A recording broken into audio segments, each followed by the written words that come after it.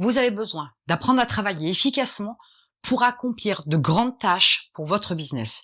Pourquoi? Parce que vous devez apprendre à être efficace, apprendre à être rentable, apprendre à être organisé, apprendre à pouvoir contrôler votre cerveau pour qu'il puisse vous amener à faire tout ce que vous avez à faire sans que ce soit une contrainte, sans que ce soit stressant, sans que ce soit quelque chose de véritablement difficile pour vous, parce que la tâche est trop grande. Alors on va voir les différentes étapes qui vont vous permettre d'apprendre à travailler efficacement pour accomplir de grandes tâches. Tout d'abord, il est nécessaire de définir précisément la tâche à accomplir. Si par exemple, vous avez besoin de mettre en place une stratégie de publication d'articles pour les 12 prochains mois, parce qu'une stratégie ne se définit pas pour une semaine, mais il faut avoir une vision dans le temps et on se base sur 12 mois pour pouvoir se positionner. Rien ne vous empêche par la suite de le modifier, mais ça doit être la base sur laquelle vous devez partir. Donc définir votre tâche, c'est la première chose à faire. Cette tâche-là, elle doit être précise, claire, bien définie, parce que c'est à partir de cette information-là que découlent toutes les actions qui vont derrière. La deuxième étape que vous devez faire, c'est définir toutes les actions précisément, une par une. Vous faites une liste de choses à faire pour pouvoir accomplir cette tâche. Une tâche, c'est qu'un ensemble d'actions. Donc maintenant, vous devez définir toutes les actions. Cette liste d'actions doit être précise. Vous en mettez autant que vous devez en mettre pour pouvoir accomplir toutes les actions pour pouvoir arriver au bout de cette tâche-là, de façon à pouvoir savoir exactement ce que vous devez faire, ou entreprendre, ou modifier, ou mettre en place, peu importe, mais c'est toutes les actions, tout confondu. Quand vous avez défini toutes ces actions-là, même si elles sont dans le désordre, ça n'a pas d'importance.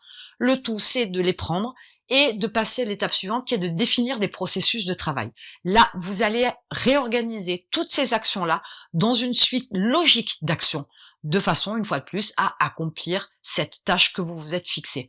Il est important de définir les processus de création dans la mesure où ça va vous permettre aussi d'organiser votre travail dans une suite logique, d'éviter de faire des erreurs et surtout d'organiser correctement ces différentes actions pour pouvoir aussi gagner un maximum de temps, pour pouvoir aussi à un moment donné se pencher sur les processus de travail pour les optimiser.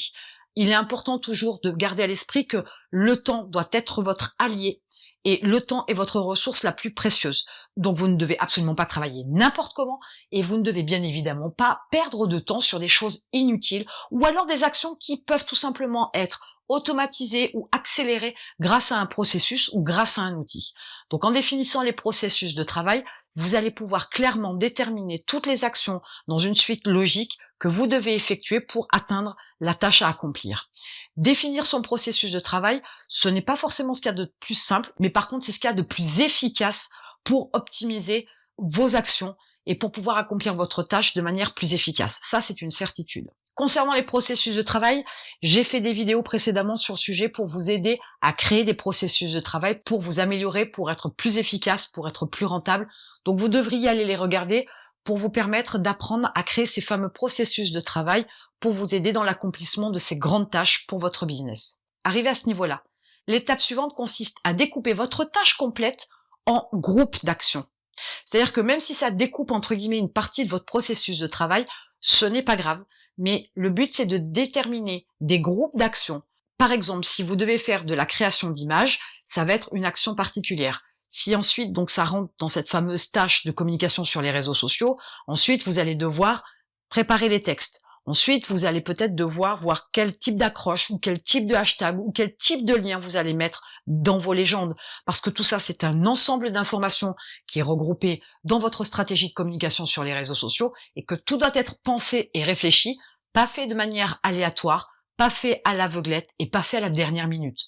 Donc vous allez découper les différentes actions en groupe pour pouvoir essayer de travailler beaucoup plus en masse sur des petites actions bien précises et rester sur le même type d'outil un certain laps de temps pour faire toutes les actions nécessaires sur cet outil-là. Par exemple, c'est une approche. Il y en a d'autres, mais ça, c'est une possibilité.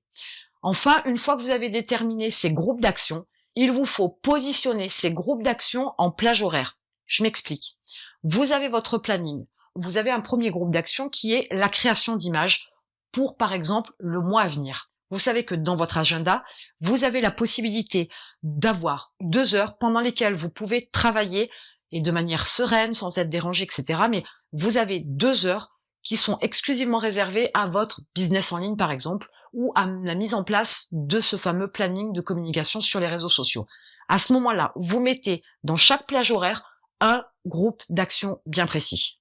Si par exemple, vous vous dites, OK, le lundi, j'ai 2 heures, le lundi, je m'occupe que de la création d'images. Si j'ai besoin de 4 heures, et ben dans ce cas-là, les 2 heures du mardi seront réservées à la même chose.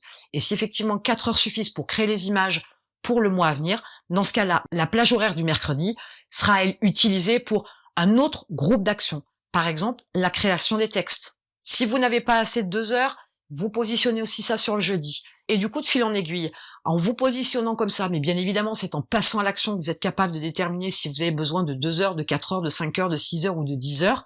Mais en positionnant ça sur des petites plages horaires au quotidien, tous les jours, très vite, vous allez pouvoir accomplir votre grande tâche. Vous allez pouvoir accomplir la totalité des actions de votre tâche. Et vous allez arriver à constituer votre stratégie au complet, sans n'avoir rien oublié, en ayant fait les choses dans l'ordre, bien évidemment grâce au processus de travail, et en ayant créé tout ce dont vous avez besoin pour mettre en place cette stratégie de communication. Il est important de comprendre que vous ne pouvez pas accomplir de grandes tâches d'un seul coup.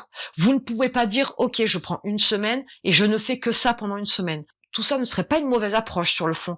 Sauf que de travailler, admettons, 7 ou 8 heures tous les jours sur quasiment le même sujet, la même stratégie pendant une semaine, très vite, vous allez vous fatiguer, très vite, vous manquerez de créativité, très vite, vous aurez du mal à vous concentrer, du mal à trouver des idées, du mal à trouver des mots, des formulations, des approches, ou même tout simplement avoir suffisamment de créativité pour créer vos images, pour avoir cette faculté de pouvoir créer la bonne image pour la bonne cible, pour le bon produit, etc., etc.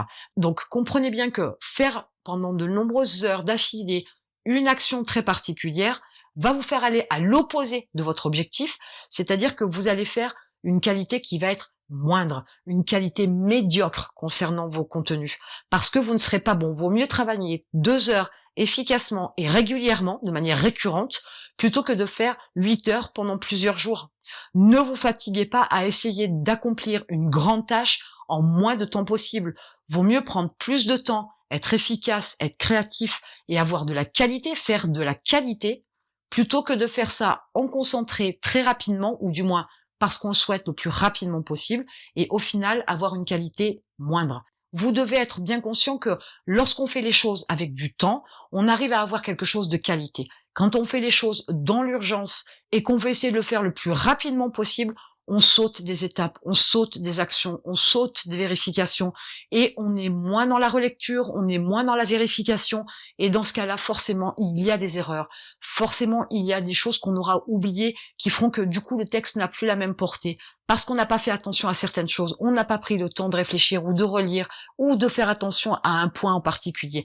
Donc prenez le temps de faire les choses, mais faites de façon à découper en petits groupes d'actions vos grandes tâches et à les positionner correctement sur votre planning. C'est votre agenda qui va vous donner un rythme, mais c'est aussi en travaillant 2 heures de manière intense que vous serez beaucoup plus efficace que si vous travaillez 8 heures pour essayer d'aller beaucoup plus vite. Vous avez maintenant une méthode pour pouvoir travailler plus efficacement pour accomplir de grandes tâches. Et en attendant, je vous retrouve de l'autre côté.